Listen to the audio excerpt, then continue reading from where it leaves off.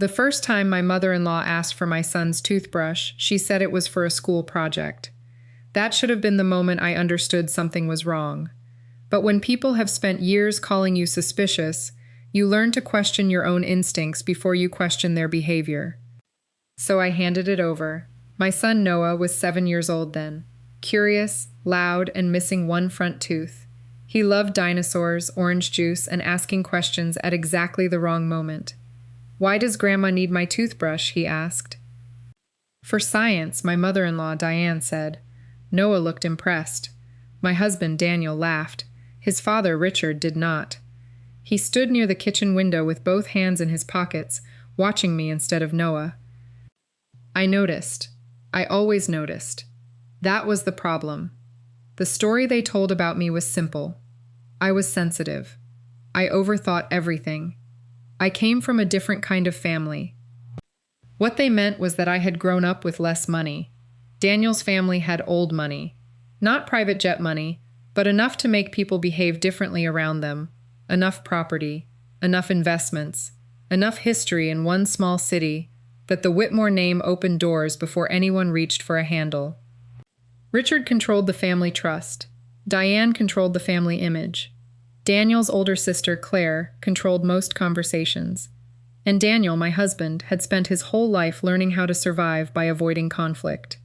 When we married, the Whitmores smiled in every picture. When Noah was born, Richard paid for a private hospital room and introduced him to everyone as the future of the family. I believed that meant love. Years later, I would understand it meant ownership. The toothbrush disappeared into Diane's handbag. The school project never happened. 3 months later, at Richard's 70th birthday dinner, they told us the truth. Not all of it, just enough to hurt us. The dinner was held at the Whitmore estate, a 12-bedroom house no one called a mansion because people with old money preferred words like residence. There were 40 guests, business partners, relatives, 2 judges, a retired mayor, a photographer, and 1 empty chair beside Noah. That chair belonged to me. Diane had moved my place card to the far end of the table next to a cousin I had met once. When I asked why, she smiled. Richard wants immediate family together. I looked toward the center. Daniel sat beside his father. Claire sat beside Daniel. Her husband sat beside her. Noah's chair was between Richard and Diane. I stood there holding my place card. I am Noah's mother. Of course, Diane said. Her smile did not move. But tonight is about family legacy. That word again. Legacy. They used it whenever they wanted to make cruelty sound historic. Daniel noticed me standing. He came over quickly. "Just sit for now," he whispered. "For now? We can talk later." I looked at him. He had already decided that avoiding a scene mattered more than the scene happening inside me. So I sat at the far end. Dinner moved slowly. Richard gave a speech about the Whitmore name, the family businesses, the trust and responsibility. Then he placed one hand on Noah's shoulder. "My grandson," he said, "will inherit more than money. He will inherit duty." Everyone applauded. Noah looked uncomfortable. He turned toward me across the table. I smiled because children should not have to carry adult tension. Then Claire stood. She held a small white envelope. My body went cold. I had seen that type of envelope before. Medical lab. Official seal. Printed barcode. She looked at Daniel, then at me. "We need to address something before Dad finalizes the estate plan." The room became quieter. Daniel frowned. "What is that?" Claire did not answer him.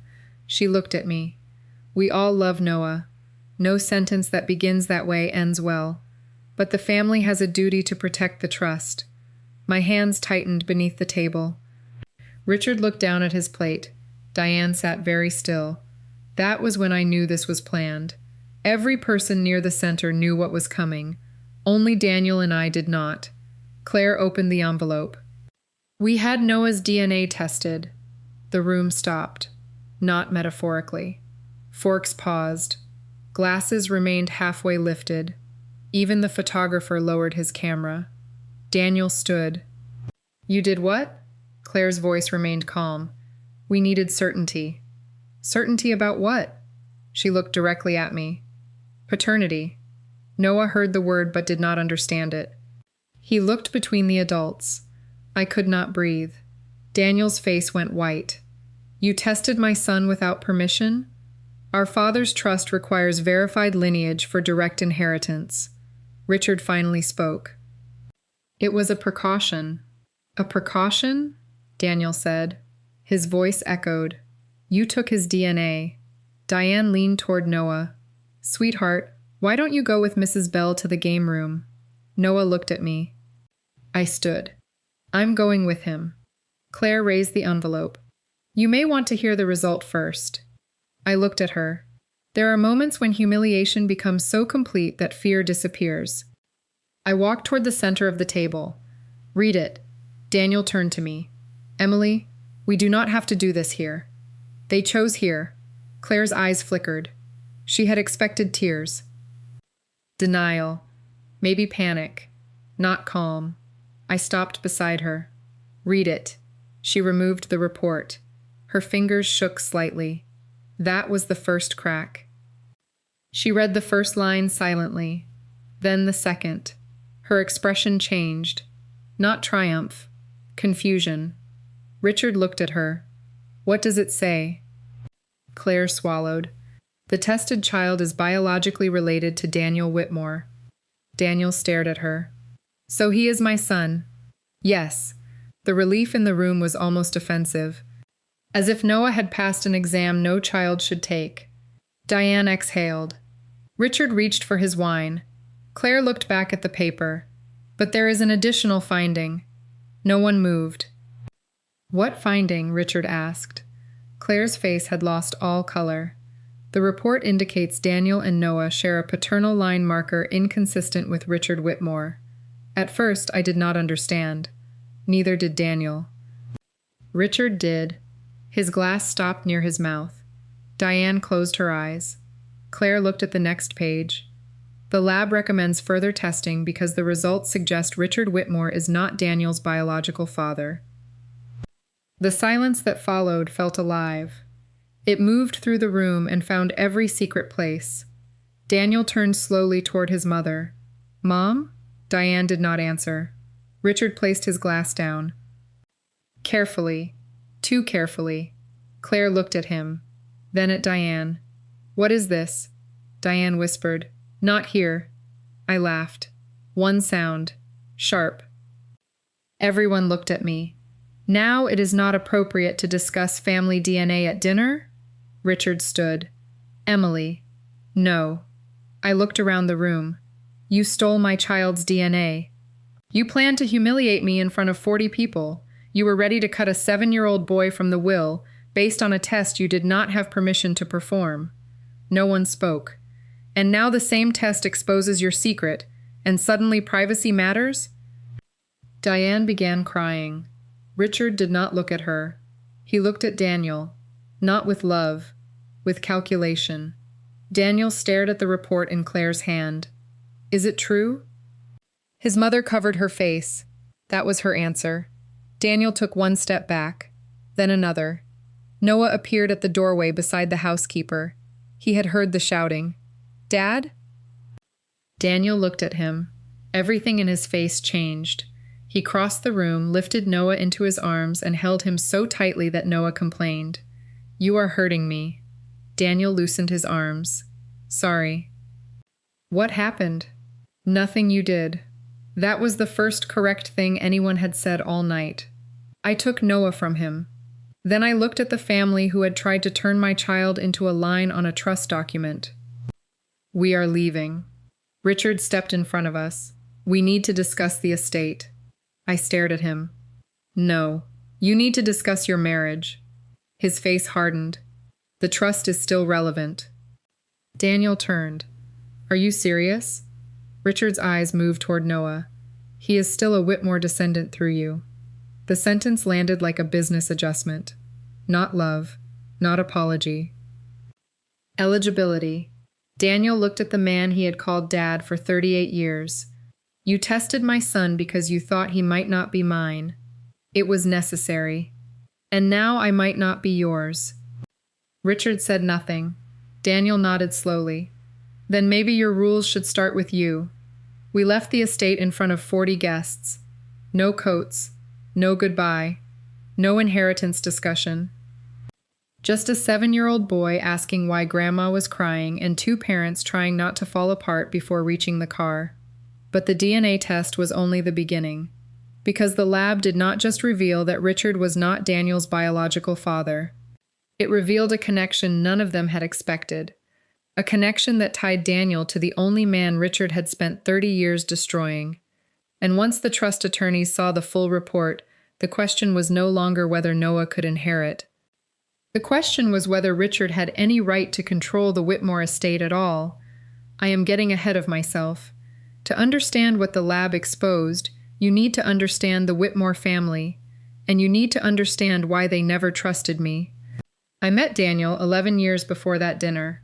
We were both 27. He was working for Whitmore Development, the family real estate company. I was a junior forensic accountant reviewing a contractor fraud case connected to one of their properties. Daniel walked into the conference room 10 minutes late, carrying coffee for everyone except himself. He apologized to the receptionist. He remembered the security guard's name. He listened when I spoke. Those things mattered to me. I had grown up around men who performed kindness upward and spent impatience downward. Daniel was different. At least I thought he was. We started dating after the case closed. For the first 6 months, he avoided introducing me to his family. He said they were intense. He said his mother would ask too many questions. He said Claire would research my job. He was right about all 3. The first dinner at the estate felt like an interview with food. Diane asked where my parents lived. Richard asked whether my father owned his house. Claire asked which university I attended, then corrected the ranking I mentioned. When I said my mother worked as a nurse, Diane smiled. How grounded. Not hardworking, not skilled. Grounded. A word wealthy people use when they want to compliment poverty from a safe distance. Daniel squeezed my hand beneath the table. After dinner, he apologized. They liked you. No, they approved that I did not embarrass you. He laughed. I did not. The family's distrust became stronger after our engagement. Richard asked Daniel to sign a revised trust acknowledgement. Claire suggested a prenuptial agreement. Diane asked whether I would stop working once we had children. I agreed to the prenup because I had no interest in their money. That disappointed them. They had prepared for resistance. Calm made them nervous then, too. The wedding was beautiful. Diane controlled the flowers. Claire controlled the guest list. Richard controlled the venue. I controlled almost nothing except the vows. For several years we managed. Then Noah was born. He had Daniel's eyes. My chin. Dark hair neither of us expected. Diane noticed immediately. Whitmore babies are usually lighter, she said. He was 3 days old. Daniel told her to stop. She did. In front of him. Behind his back, the comments continued. Does he look like anyone on your side? Was your pregnancy exactly 9 months? Did the hospital confirm the blood type? Always questions disguised as curiosity. I told Daniel. He said his mother worried. I said worry was not permission. He promised to handle it. He did not. That was Daniel's deepest flaw. He believed love could survive anything as long as conflict stayed quiet. He did not understand that silence does not remove damage. It hides who is paying for it.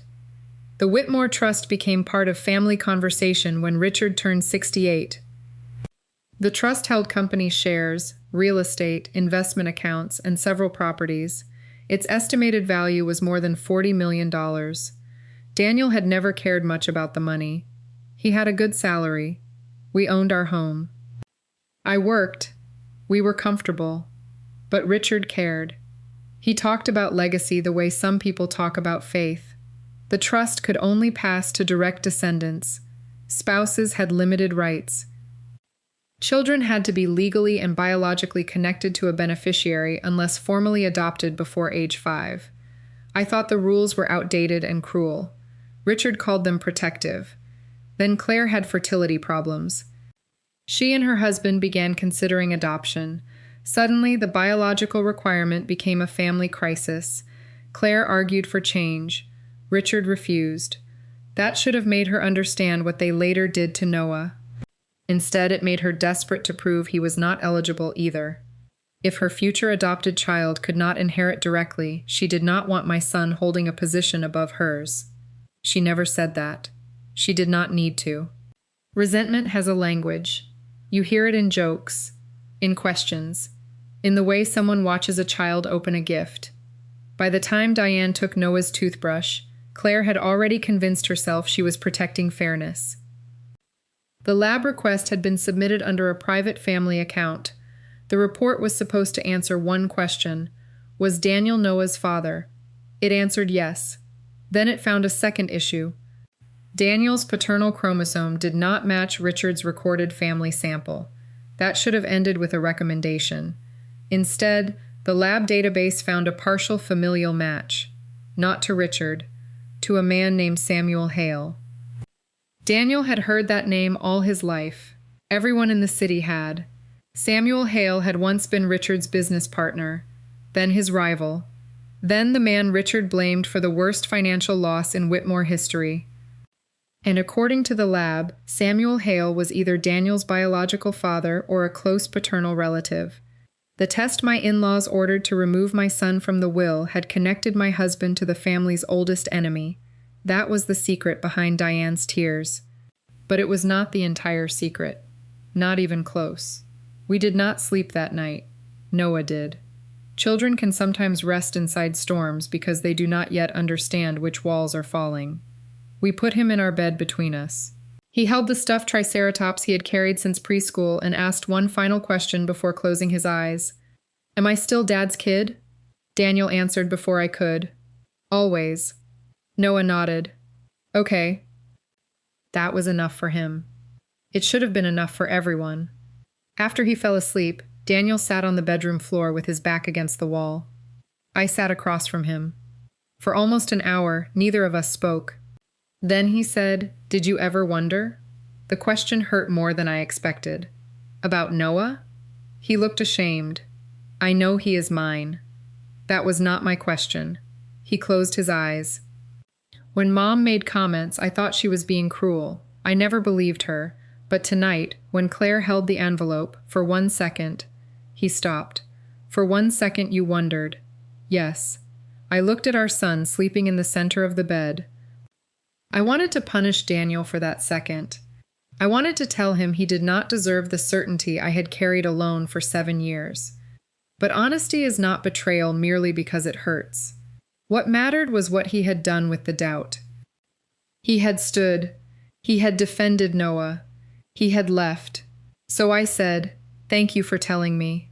He looked at me. "You are not angry?" "I am furious." "At me?" "At everyone, including you." He nodded. "That is fair. Do not say fair because you want the conversation to end." He looked down. There it was. His old habit. Agree fast. Lower the temperature. Move forward before anyone asks him to choose. I leaned toward him. "Your family stole DNA from our child. Your sister planned a public accusation. Your father approved it. Your mother supplied the sample. You cannot smooth this over." "I know. No, you know the words. I need to know whether you understand the consequence." He looked toward Noah. "What consequence?" "They do not see him without us." Daniel's head lifted. "Emily. Not until we understand exactly what they did, who authorized it, and what information they submitted. My mother loves him. She stole from him. A toothbrush. His genetic information." The sentence changed the room. Daniel pressed both palms against his face. "She did not think of it that way. That is not comforting." I waited. Then I said the thing he had avoided his entire life. "You need to choose." His face tightened. "Between you and my family?" "No, between protecting our child and protecting their comfort. He stared at me. Then he looked at Noah. Our child, he said quietly. Yes. He nodded. They do not see him. That was the first boundary Daniel had ever placed around us without leaving a door open for his mother. At 7 the next morning, Diane called. At 7:02, she called again. At 7:10, Richard called. At 7:13, Claire texted. We need to correct the record before rumors spread. Not apologize. Correct the record. I showed Daniel. He deleted the message. At 8, the Whitmore family attorney called. His name was Leonard Price. He had represented Richard for 25 years and spoke in the careful rhythm of someone who billed by the pause. Daniel, your father would like an immediate private meeting. No. Leonard seemed surprised. The genetic report may affect several trust provisions. You mean the report obtained from my son without consent? Yes, that issue will also require discussion. Noah has independent counsel now. Daniel looked at me as he said it. We had not discussed hiring anyone, but I nodded. Leonard became even more careful. Who? We will tell you when necessary. Daniel, escalation may damage everyone. My family tested a child at a birthday dinner. I understand emotions are high. No, Leonard. You understand the trust is exposed. Silence. Daniel had found the correct pressure point. Leonard lowered his voice. Where did you hear that? From you. Daniel ended the call. Then he looked at me. I have no idea what I am doing. You are doing better than usual. That is a low standard. Yes. He laughed once. It was not happiness. But it was the first breath either of us had taken. By noon, we had hired an attorney named Lena Ortiz. I knew her from a financial exploitation case involving an elderly business owner and 3 adult children who believed inheritance began before death. She had won. More importantly, she did not become impressed by wealthy surnames. She came to our house that afternoon, placed a legal pad on the table, and asked one question. Who physically collected the sample? Diane, I said. Who submitted it? Claire, I think. Who paid? Likely the family trust or Richard. Who signed consent? We looked at each other. No one knew. Lena wrote 3 lines. First, we secure the lab records. Second, we notify them that the child's data cannot be released or used further without parental authorization. Third, we determine whether someone falsely represented themselves as a guardian. Daniel's face changed. Would that be criminal? It could be fraud, identity misuse, privacy violations, or breach of contract. The exact consequences depend on what they signed and where the lab processed the test. I watched him absorb it. For his family, rules had always been tools used downward. Now one of those tools pointed back. Lena continued. The inheritance question is separate. I need the complete trust. Daniel shook his head. Dad never gives us copies. You are a named beneficiary? Yes.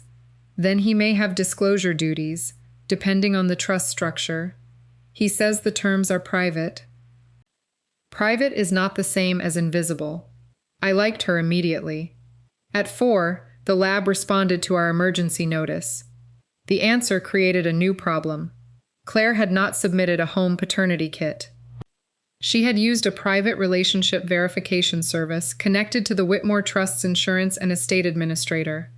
The account already contained archived genetic profiles for Richard and Claire, collected years earlier for a hereditary health screening. Daniel had never provided one. Noah's toothbrush sample had been submitted as Daniel's presumed child. The form listed Diane as the child's legal guardian.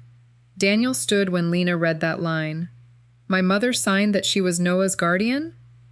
Yes, she is not. I know. What did Claire sign? Trust compliance officer. Daniel laughed in disbelief. She does not work for the trust. Lena turned another page. She was appointed temporary family liaison by Richard 2 days before submission. I felt a cold pressure behind my ribs. This was not impulsive suspicion. It was organized.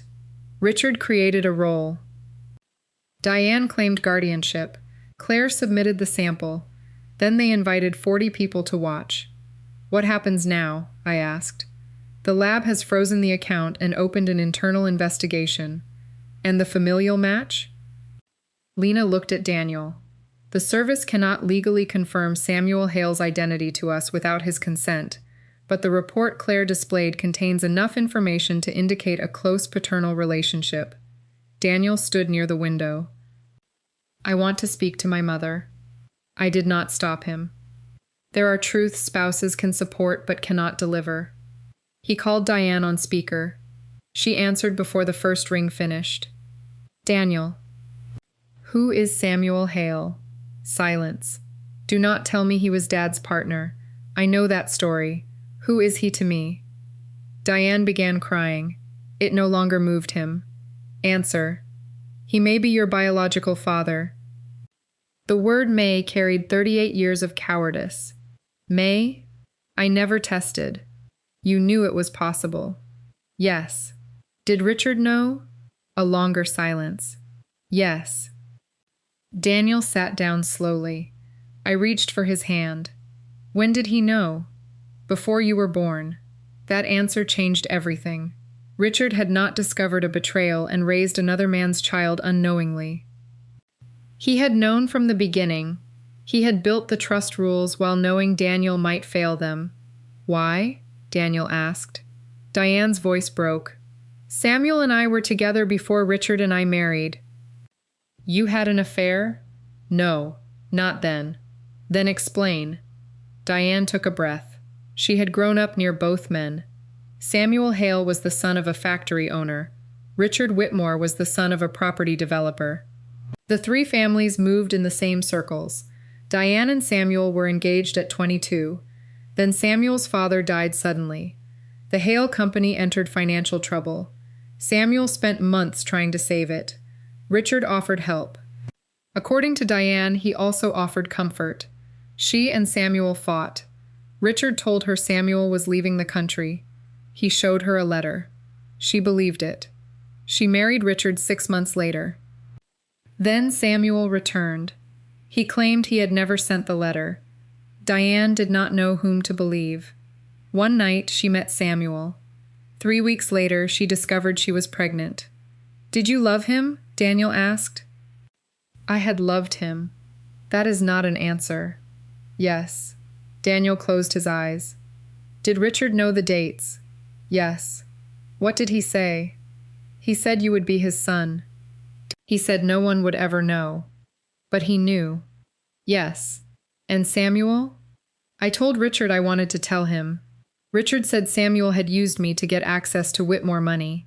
Then Samuel was accused of stealing from the partnership. The partnership. That was the first mention of it. Richard and Samuel had combined several assets after the Hale company failed. Samuel contributed manufacturing properties and patents. Richard contributed development capital. The company became Whitmore Hale Holdings. Then money disappeared. Records pointed to Samuel. He was charged. The case collapsed before trial because key documents were missing, but the accusation destroyed him. Richard bought his interest at a fraction of its value. Whitmore Hale became Whitmore Development. Samuel left the city. Richard became respected. Diane raised Daniel in the estate. Did Samuel know about me? Daniel asked. I do not know. You never told him? No. Not once in 38 years? No. Daniel released my hand. He stood and walked into the hallway. Diane called his name. He returned to the phone. One more question. Yes. Why did you help them test Noah? Diane began speaking quickly. Claire said the trust attorneys needed proof. Richard said it would stop future conflict. I knew he was yours. I never doubted Emily. I thought the result would protect Noah. I leaned toward the phone. You thought stealing from him would protect him? Emily, I am sorry. No, you thought the result would be clean. Daniel would match Richard. Noah would match Daniel. You would keep your secret. Claire would lose her argument, and everyone would move on. Diane cried harder. I continued. You gambled our son's dignity against your lie. I did not want this. You wanted every part except the consequence. Daniel ended the call. For several minutes, no one spoke. Then Lena asked, "What partnership did she mention?" Daniel looked at me. I was already thinking the same thing. A business once named Whitmore Hale. A trust obsessed with direct bloodlines. A biological connection hidden by the controlling trustee, and an accusation involving missing financial records. I had spent 12 years finding stories inside numbers. This one had been waiting 38. I need access to the original partnership records, I said. Lena looked at me. As his wife? No. I looked toward Daniel. As a forensic accountant hired by a beneficiary whose trustee may have concealed a conflict. Daniel's eyes met mine. For the first time since dinner, something stronger than shock appeared in his face. Purpose. Hire her, he said. Lena smiled slightly. I was going to suggest it. The next morning, Richard sent us a settlement offer.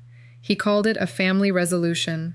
Daniel would remain a full beneficiary of the Whitmore Trust. Noah would receive a protected education fund. Emily would sign a confidentiality agreement. Daniel would waive any request for historical records. We had 48 hours to accept. The education fund was $500,000, a life-changing amount for most families. To Richard, it was the price of silence. Daniel read the offer twice. Then he laughed. He thinks this is about whether Noah gets money. It was always about control, I said. Lena turned to the final page. There is another problem. If Daniel accepts, he confirms Richard's authority as trustee and releases claims related to parentage disclosures. He wants me to legally forgive something I have not investigated. Yes. Daniel looked at the signature line. His father had always solved conflict with structure, contracts, allowances, board seats, rules. Love translated into controlled access. What happens if I refuse? He asked. Lena answered. He may suspend discretionary distributions, remove you from company roles if he controls the board, and attempt to characterize you as acting against the trust. Daniel was executive vice president at Whitmore Development. His salary paid most of our household expenses. Richard could not erase our savings, but he could change our life quickly. I waited for Daniel to search for peace. He did not. He tore the offer in half. Send a preservation notice, he said. Every trust record, every partnership record, every communication about Noah's test. Lena nodded. And my employment? Assume retaliation. Daniel looked at me. Are we ready for that? No. Marriage is tested only by betrayal. Sometimes it is tested by the cost of refusing to accept it. I thought about the mortgage, Noah's school, insurance, my work, the comfort we might lose. Then I thought about our son sitting beneath Richard's hand while 40 people applauded his value as an heir. Yes, I said. We are ready. Richard fired Daniel the next day. He did not call. Human Resources sent an email at 9:06 in the morning. Effective immediately, Daniel Whitmore was placed on administrative leave pending review of conduct harmful to company leadership and reputation. His building access was disabled. His company phone stopped working 12 minutes later. At 9:30, a courier delivered a box containing the framed photograph from his office, 2 books, and the coffee mug Noah had painted for Father's Day. Daniel held the mug for a long time. Blue handprints covered one side. Best Dad was written across the other in uneven letters. Richard had questioned his biology and then returned the proof of his fatherhood in a cardboard box. What do we tell Noah? Daniel asked. The truth he can carry. What is that? Grandpa and Dad are having a serious disagreement at work. Dad will be home more for a while. None of it is Noah's fault. Daniel nodded. He had begun asking instead of assuming. That mattered. Richard's retaliation helped us legally. Lena filed for emergency trust disclosure and alleged that the trustee was punishing a beneficiary for investigating a conflict involving concealed parentage, unauthorized genetic testing, and possible historical self-dealing. The words sounded dry. The effect was not.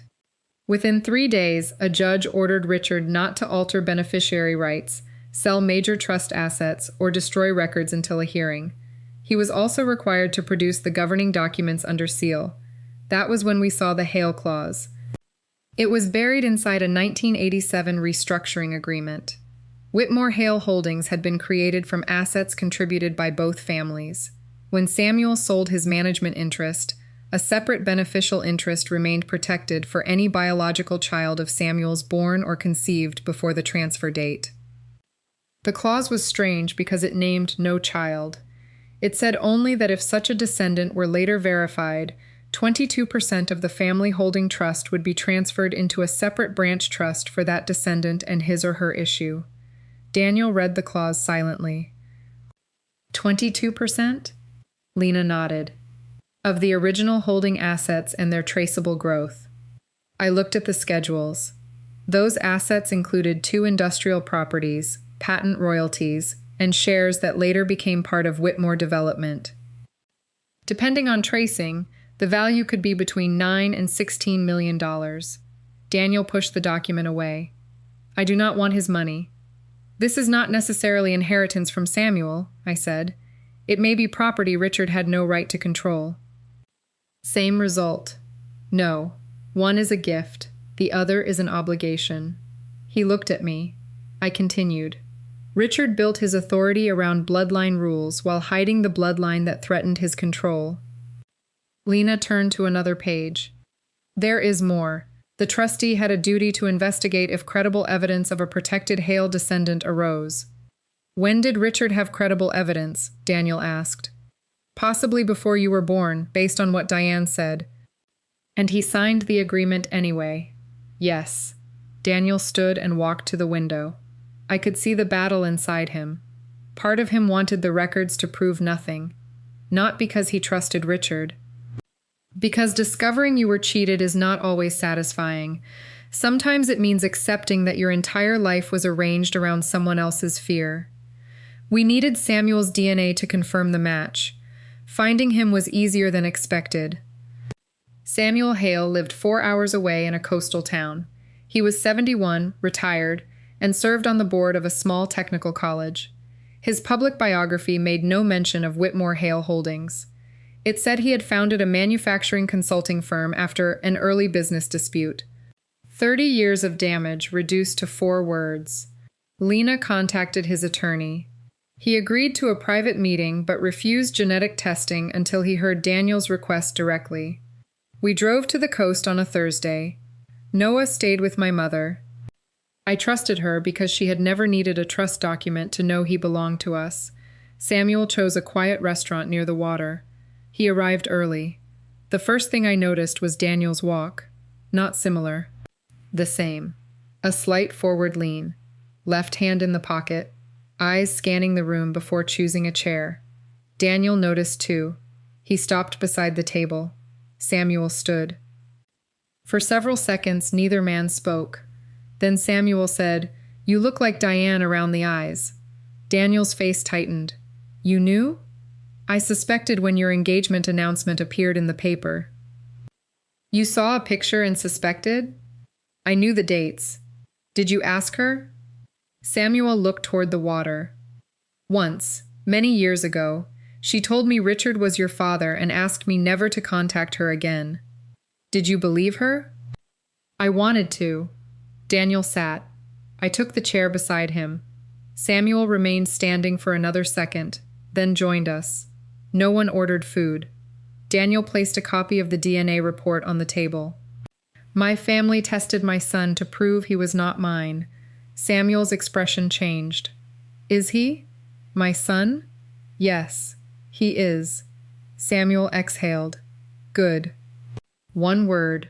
No calculation. No mention of inheritance. Just good. Daniel noticed. "Why did you leave?" he asked. Samuel folded his hands.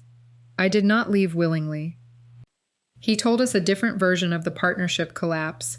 His father's company had owned valuable industrial land and 2 packaging patents. After his father died, Samuel lacked capital. Richard proposed a joint holding company. Samuel contributed property and intellectual assets. Richard arranged financing. For 2 years, the partnership grew. Then Samuel discovered Richard had pledged one property twice through related entities. He confronted him. A week later, company funds appeared in an account under Samuel's control. The signatures looked real. The transfer authorizations looked real. Samuel was accused of theft. Richard offered a choice: sell his voting shares and avoid a public fight, or face prosecution and watch the remaining company collapse. Samuel sold. The criminal case later disappeared because, according to the prosecutor, the evidence chain was incomplete. But the city had already decided who I was, Samuel said. Did you know about the descendant clause? I asked. Yes. Why include it? Samuel looked at Daniel. Because Diane was pregnant. Daniel went still. You knew. I knew she was pregnant. I did not know with certainty that the child was mine. Then why not fight? I tried. He opened a leather folder and removed copies of letters. Letters addressed to Diane, returned unopened. Letters addressed to an attorney. Letters asking that the child's parentage be privately determined after birth. One letter contained a response from Richard. Diane has chosen her family. Any further contact will be treated as harassment. Daniel read it twice. My mother never saw these? I do not know. I looked at the envelopes. Several had been received at the Whitmore estate and returned by office staff. Richard controlled the gate. He controlled the mail. He controlled the story. Samuel continued. My attorney insisted on the descendant clause before I signed the sale. It was the only protection I could create without proving anything publicly. Why did you not enforce it later? Daniel asked. Because enforcement required evidence. Diane denied the possibility. You appeared to be loved and provided for. I had already been accused of trying to steal from Richard. Richard decided ownership made him my father. You decided distance was noble. Yes. And I got no choice. No. Samuel looked older then. Not weak. Accountable. I am sorry. I am sorry. Daniel looked away. Samuel did not ask for forgiveness. That mattered. After a long silence, Daniel said, Will you take the test? Yes. Why? Because the truth belongs to you now. The sample was collected the same day through an independent medical service with everyone's written consent. Consent. A simple word. The word my in-laws had treated as optional. Results would take 5 business days. We drove home without music. Halfway there, Daniel said, What if he is my father? He may be your biological father. What is the difference? You know the difference. He gripped the steering wheel. Richard raised me. Yes. He taught me to ride a bike. He came to my games. He paid for college. Yes. He also lied. Yes. Daniel looked toward the road. I want one answer that does not contain 2 truths. I do not have one. Neither did the DNA. Biology could explain origin. It could not assign meaning. When we reached home, 3 news vans were parked outside. The story had leaked. Not the full story, only the cruelest version. Whitmore heir faces paternity scandal. Local dynasty questions grandson's lineage. Trust dispute erupts after private DNA test. Someone had given reporters enough detail to make me look like the cause. One article said questions had arisen about the marriage of Daniel and Emily Whitmore.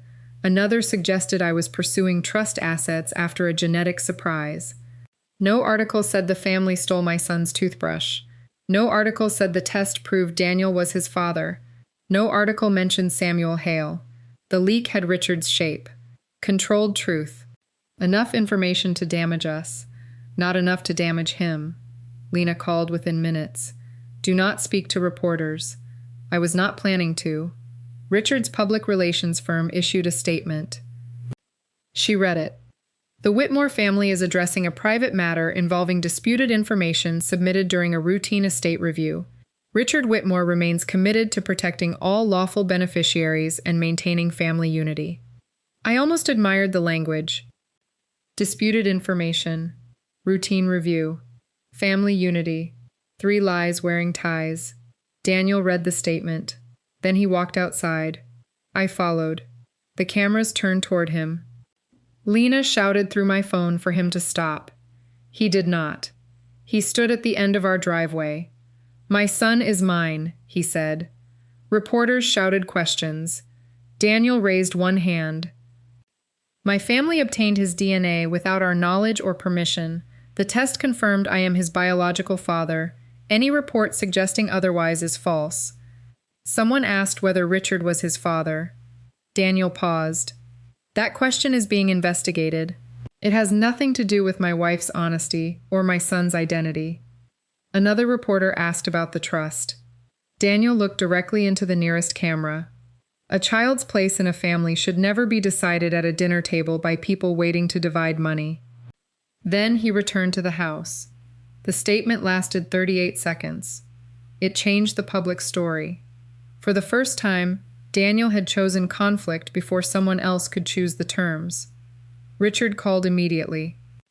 Daniel answered. "You embarrass this family," Richard said. Daniel looked at me. Then he said, "You confused yourself with the family." Richard's voice became cold. "You have no idea what you are risking." "I am beginning to." "You think Samuel Hale will save you?" That was confirmation. Richard knew we had met him. Daniel heard it too. "How are you tracking us?" No answer. Daniel's company phone had been returned, but our family account still included a vehicle service linked to the Whitmore Company.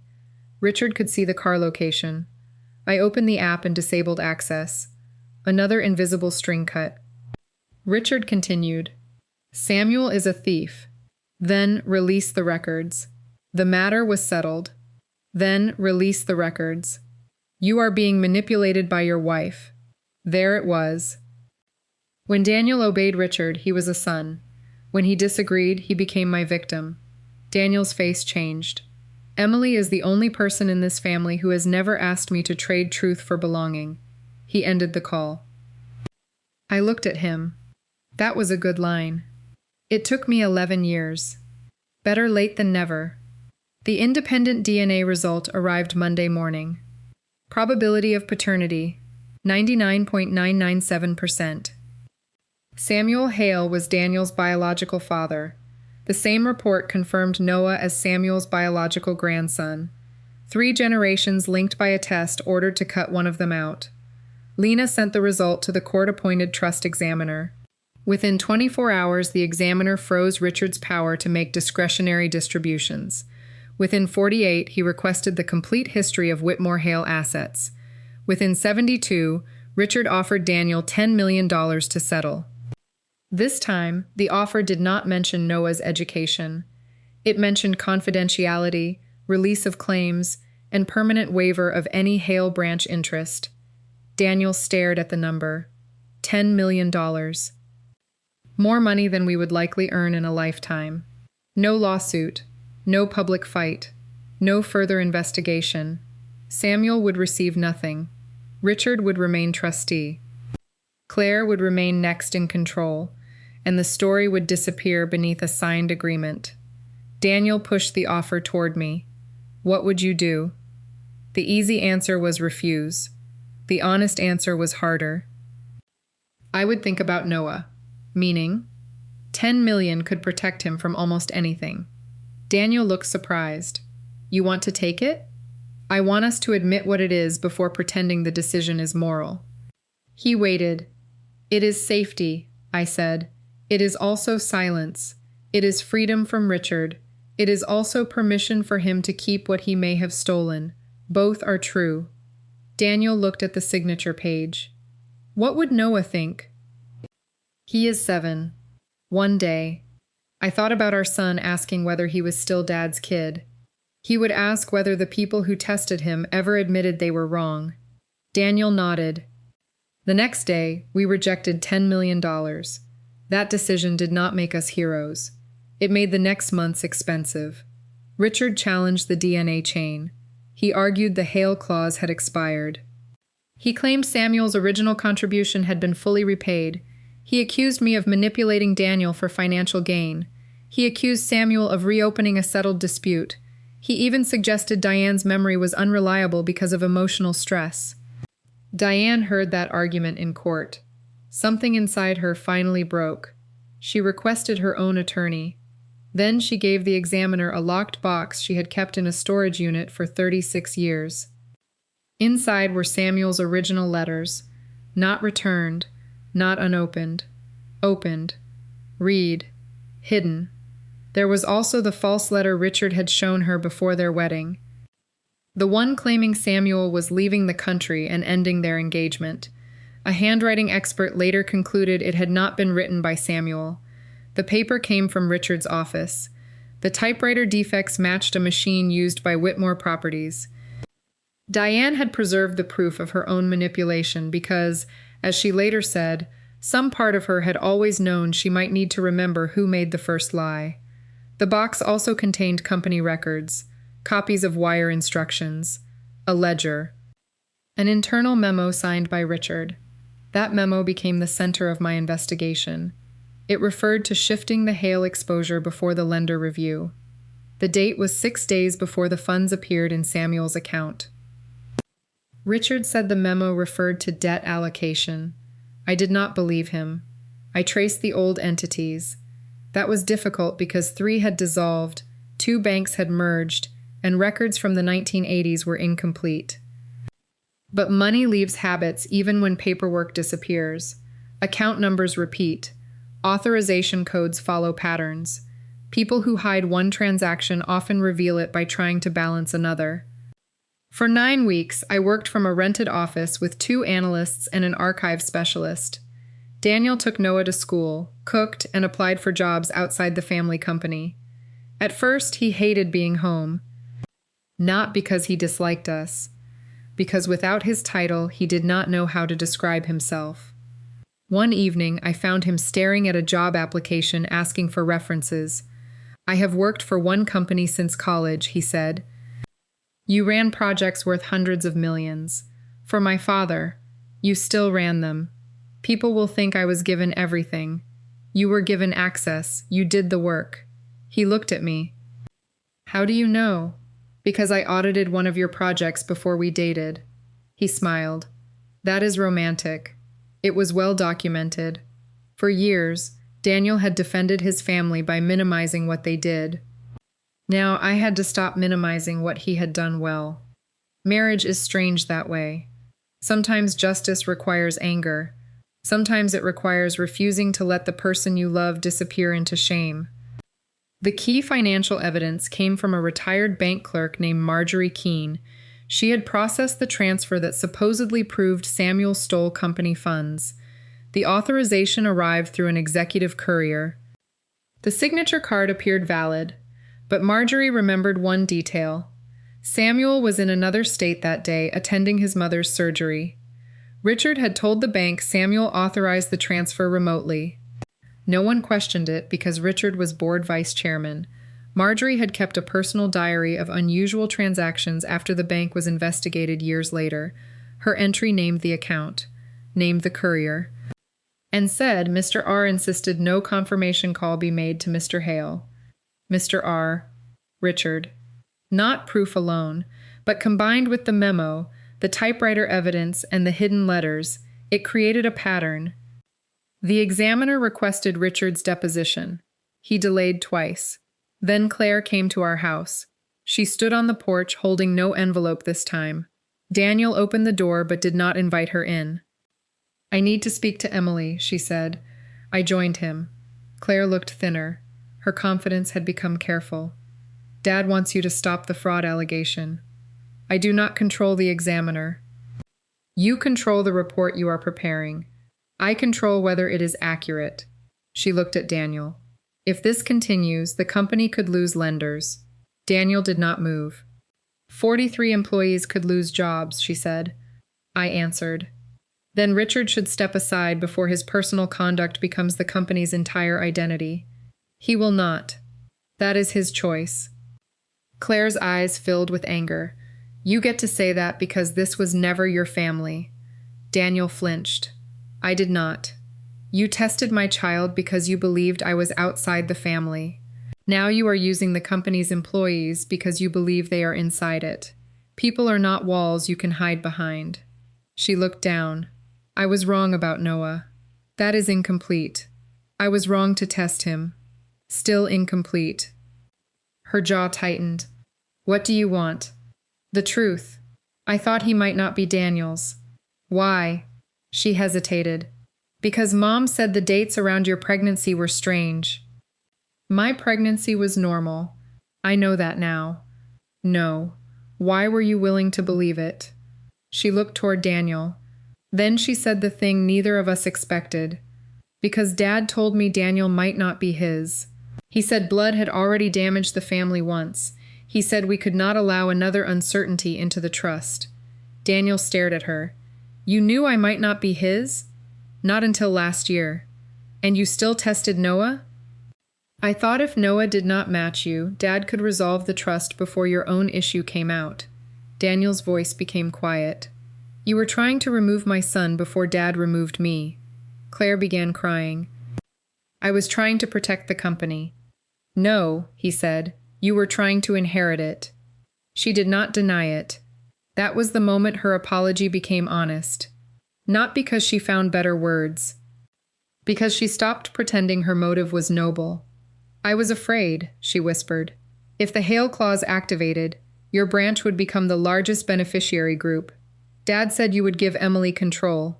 He said the company would be broken apart. I almost laughed. Richard had taken the thing Claire feared most and given it my face. He told you I wanted the trust? I asked. Yes. Based on what? You are a forensic accountant. You ask questions. You never needed us. Independence again. Treated as evidence of danger. Daniel looked at his sister. You did not test Noah because you doubted Emily. You tested him because you were afraid I might outrank you. Claire nodded. Yes. The word cost her. Good. Truth should cost more than lies when it arrives late. She handed Daniel a flash drive. What is this? Emails between Dad and Leonard. Trust strategy, the test plan, discussions about the Hail Clause. Daniel did not take it immediately. Why give it to us? Because Dad plans to blame everything on Mom and me. Self-preservation, not courage. But useful truth does not become false because the person delivering it is selfish. Daniel took the drive. Claire looked at me. I am sorry. This time she did not say for what. She did not need to. Her eyes moved toward the hallway, where Noah's backpack rested against the wall. Can I see him? No, I said. She nodded. No argument. That was the first sign she understood boundaries were not negotiations. The flash drive contained 14 months of planning. Richard had known the Hail Clause could activate if Daniel's parentage was confirmed. He had also known the clause would transfer voting rights away from him while the claim was reviewed. That was why he refused to amend the trust for Claire's future adopted child. Not because he worshipped biology. Because changing the bloodline language would have forced the attorneys to review every biological line provision, including Samuel's. Claire's pain had been useful to him. He kept her angry at the rule so she would focus on Noah instead of asking why the rule existed. One email from Richard to Leonard said, if the child fails, Daniel's branch can be limited without opening the Hale issue. Claire should lead the request so it appears generational rather than administrative. The child, not Noah, fails. As if our son were a damaged part being removed from production. Another email discussed the birthday dinner. Public certainty will prevent Emily from inventing a different story afterward. That line made Daniel leave the room. He walked into the backyard and stood beneath the tree where Noah had built a small rope swing. I followed after several minutes. Daniel did not turn around. He planned to destroy you publicly. Yes. And I spent years telling you Dad was difficult but fair. Yes. I made you sit beside people who thought this about you. Yes. Each answer hurt him. I did not soften them. An apology cannot grow where the harmed person is required to edit reality. He turned toward me. Why did you stay? Because I loved you. That cannot be enough. It was not. His face changed. I continued. I also stayed because I kept believing the next conversation would be the one where you finally understood. That was my mistake. You should have left? I should have stopped accepting promises without change. He nodded slowly. What does change look like now? Not winning the trust case. Then what? Knowing our life remains ours even if your family apologizes, even if they offer money, and even if they punish us. He looked through the window at the flash drive on the table. I do not want to be Richard. Then do not make fear choose for you. The trust hearing took place 6 weeks later. It was closed to the public, but the courthouse steps were crowded with reporters. Richard arrived through a side entrance. Diane arrived separately. Claire came with her own attorney. Samuel sat behind Daniel, not beside him. They were connected by DNA, but they had met only 4 times. Neither tried to force intimacy from biology. That restraint made room for something real to grow later. The hearing lasted 2 days. On the first day, the trust examiner presented the Hale Clause, the DNA confirmation, Diane's letters, and Richard's internal emails. On the second, he presented my financial report. I testified for 3 hours. Richard's attorney tried to portray me as financially motivated. You understand that your household could receive millions if the Hale branch is recognized? He asked. Yes. And you expect this court to believe that did not influence your analysis? No. He paused. You do not? I expect the court to test my analysis against the records. Belief is unnecessary. The judge looked down, hiding what might have been a smile. The attorney tried again. Did you begin investigating because you were angry at the Whitmore family? Yes. Daniel looked at me. The attorney brightened. So this report was driven by revenge. No, the investigation was motivated by anger. The conclusions were driven by documents. He held up my report. You accuse Richard Whitmore of framing Samuel Hale more than 30 years ago. I say the records are consistent with a transfer directed through Richard's office, concealed from Samuel, and later used to force a sale. That is an accusation. It is a supported conclusion. Are you certain? No forensic accountant should claim certainty where records are incomplete. He smiled. Then you could be wrong. Yes. The room became quiet. I continued. That is why I listed every limitation. It is also why Mr. Whitmore's decision to hide records, block confirmation, and offer $10 million for a waiver matters. His smile disappeared. Richard testified last. He admitted knowing Daniel might be Samuel's son. He admitted receiving Samuel's letters. He admitted hiding the Hale Clause from Daniel and Claire. He denied framing Samuel. He said every decision had been made to protect Diane, Daniel, and the company. The judge asked one question. Why did you authorize the genetic test of a 7-year-old child without his parents' consent? Richard looked toward us. To prevent a future dispute. The judge waited. Richard added, the trust required clarity. No, the judge said, you required control. It was the only emotional sentence spoken from the bench. It was enough. The ruling arrived 2 weeks later. Richard was suspended as trustee for serious breach of duty, concealment of a material beneficiary interest, retaliation, and misuse of trust resources. An independent corporate trustee was appointed. The Hale branch provision was activated provisionally, pending final asset tracing. Daniel and Noah were recognized as protected beneficiaries through Samuel's line. Claire remained a beneficiary through Diane's and Richard's established family branch, but she was removed from every temporary trust role connected to the unauthorized test. The trust was ordered to reimburse the cost of Noah's independent legal representation and provide funding for privacy protection. The lab banned the Whitmore family account and referred the false guardianship form for review. Diane entered a formal agreement accepting responsibility for the false statement. Because she cooperated, apologized, and had not used the data beyond the trust submission, the matter ended with civil penalties, mandatory privacy training, and a sealed consent order. Claire faced similar consequences for the submission. Richard's conduct received deeper review. The old transfer could no longer support a criminal case after so many years, but the trust examiner referred the matter for civil recovery. In the end, Whitmore Development agreed to restore a portion of Samuel's original interest, pay compensation, and publicly correct the company history. The company did not collapse. That had been Richard's favorite threat. Without me, employees will suffer. Without my control, lenders will run. Without the family image, everything will fail. He was wrong. An independent board took control. The lenders stayed. The projects continued. Daniel was offered his old job back. He refused. Instead, he joined a regional housing company as operations director. The office was smaller. The salary was lower.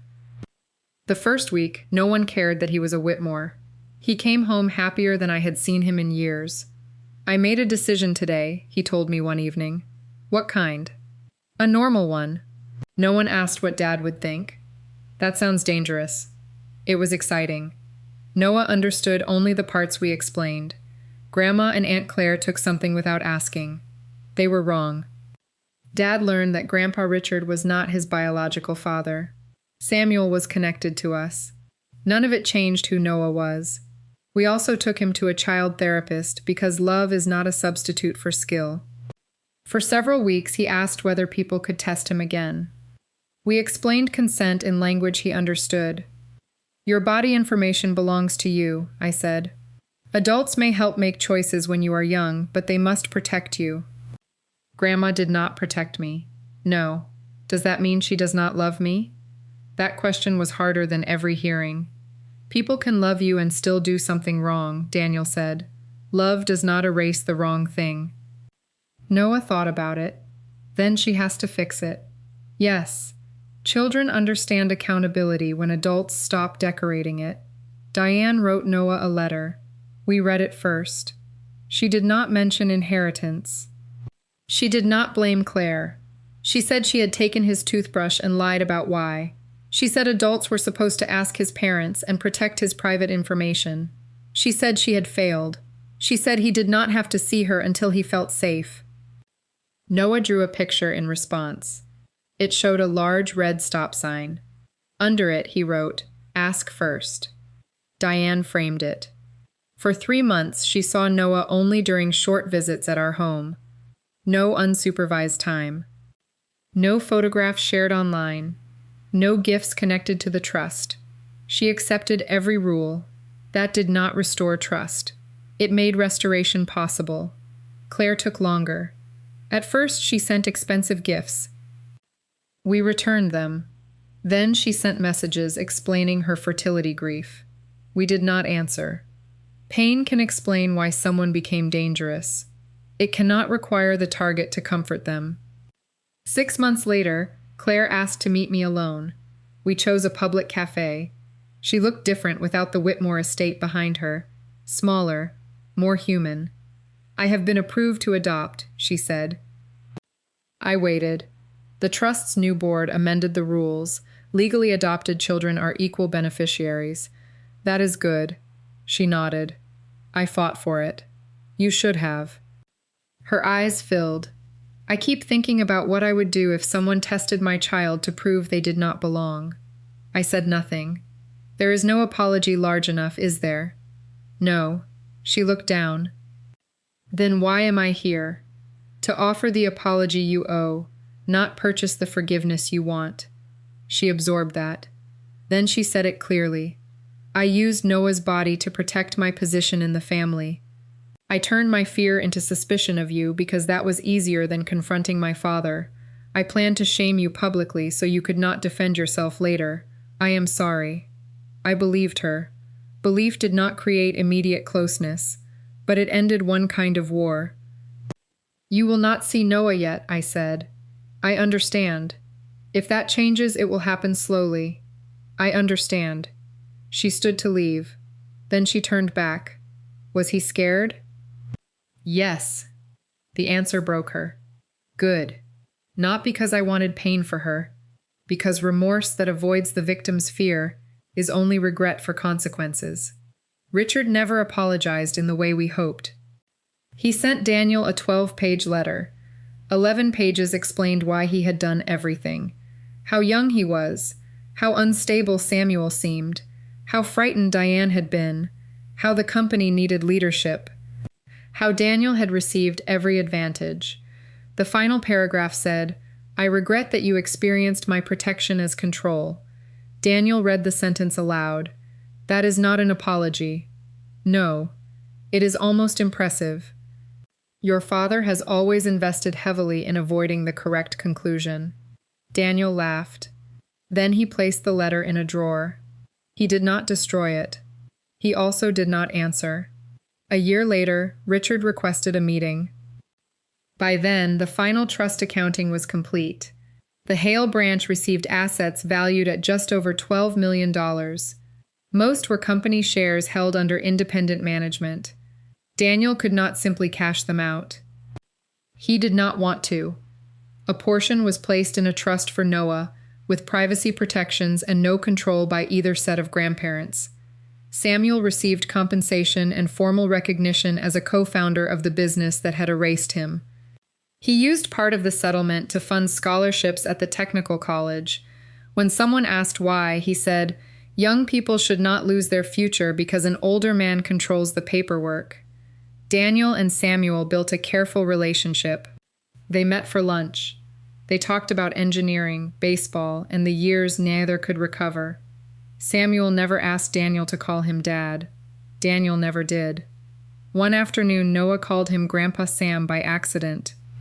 Samuel cried in the restaurant bathroom. We pretended not to notice when he returned. Richard's meeting took place at a lawyer's office. He looked older without the company title. Daniel sat across from him. I sat beside Daniel because he asked me to. Richard began with business. The board was making mistakes. The trust structure was inefficient. Samuel was receiving too much public sympathy. Daniel interrupted. "Why are we here?" Richard looked at him. "I wanted to see my son." The word son sat between them. Daniel did not reject it. He did not accept it easily either. "You raised me," he said. "Yes. You also built rules designed to remove me if the truth appeared. I never intended to remove you. You offered $10 million for me to waive the rights you hid. I was trying to keep the family together." "No, you were trying to remain the person who decided what family meant." Richard looked toward me. Daniel noticed. "Do not look at Emily. She is not speaking for me." Richard returned his eyes to Daniel.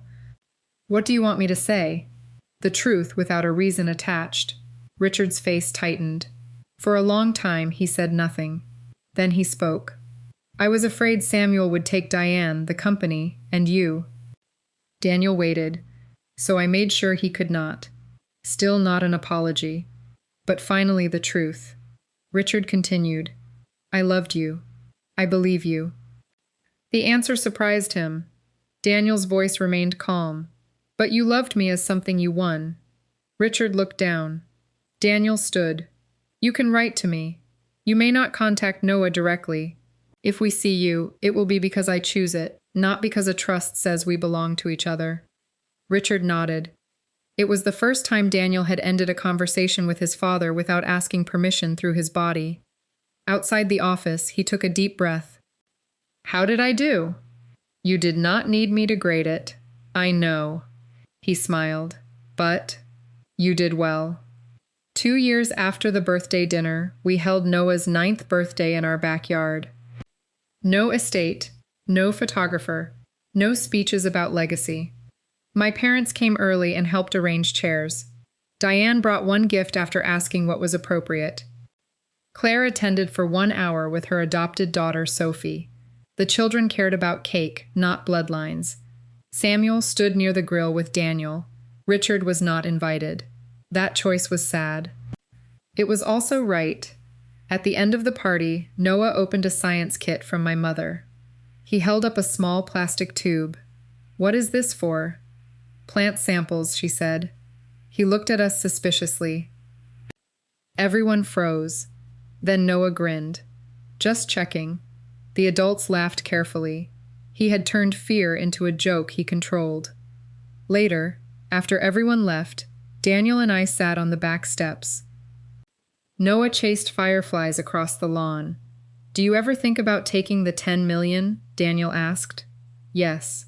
"Regret refusing it?" "No." He nodded. The final trust share was larger. "That is not why." "I know."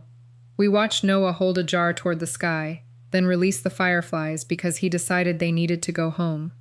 The DNA test proved Daniel was his father. It proved Samuel was Daniel's biological father. It activated a trust clause and exposed a business fraud. But the most important thing it proved had nothing to do with biology. It proved what each person was willing to do when money and belonging occupied the same room. Diane was willing to lie because she feared losing the family she had built. Claire was willing to target a child because she feared losing her place. Richard was willing to control everyone because he feared the truth would show that love could not be owned. Daniel was finally willing to risk inheritance, employment, and approval to protect his son. And I was willing to stop confusing endurance with loyalty. People love to say DNA does not make a family. That is true. But sometimes DNA reveals the family you actually have, not through percentages, through reactions. The people who celebrate when a child qualifies for money. The people who panic when an old secret becomes expensive. The people who ask permission. The people who apologize without demanding access. The people who stay when the surname stops opening doors. My in-laws tested my son because they wanted a reason to cut him out of the will. The lab gave them the opposite. It confirmed he belonged to his father. Then it exposed that the man guarding the family bloodline had built his entire power on hiding it. Noah did inherit. Not because Richard accepted him. Not because Claire approved him. Not because a report gave him value. He inherited because a promise made before he was born finally reached the person it was meant to protect. But the money was never the victory. The victory was the day Noah asked Daniel, "Would you still be my dad if the paper said something different?" Daniel knelt in front of him. "Yes." "Why?" "Because I have been your dad every day." Noah thought for a moment. "Then the paper is only information." Daniel looked at me. I smiled. "Yes," he said. "Only information." That was the line the Whitmores had never understood. Information can describe blood. It cannot command love. A will can distribute money. It cannot decide who showed up. A trust can protect assets. It cannot protect a lie forever. And a family name can open every door in the city while leaving the people inside too frightened to tell the truth. We no longer attend dinners where Noah's worth is discussed. We no longer accept gifts that arrive with invisible conditions. We no longer allow peace to mean Daniel stays silent and I absorb the insult. Our life became smaller after leaving the Whitmore system. Then it became larger in every way that mattered. Noah has 2 grandfathers connected to his story. One helped raise Daniel and tried to control what that meant. One lost the chance to raise him and learned not to demand what time could not return. Neither man gets to define Daniel now. Daniel defines himself through what he does next. So do I. So will Noah. The toothbrush Diane took was never returned. For a while that bothered me. Then on Noah's 10th birthday, Diane gave him a sealed box. Inside was a new toothbrush, still in its package, and a handwritten card. "This belongs to you," I asked before taking anything now. Noah read it. Then he handed the toothbrush to her. "Can you keep it at your house for when I visit?" Diane began crying. This time, no one rushed to stop the tears. They were not a weapon. They were the cost of receiving trust in a smaller amount than before. She nodded. "I would like that." Noah looked at me. I nodded too, not because everything was forgiven, because he had chosen, with full information, without pressure, with consent. That was the inheritance I cared about most.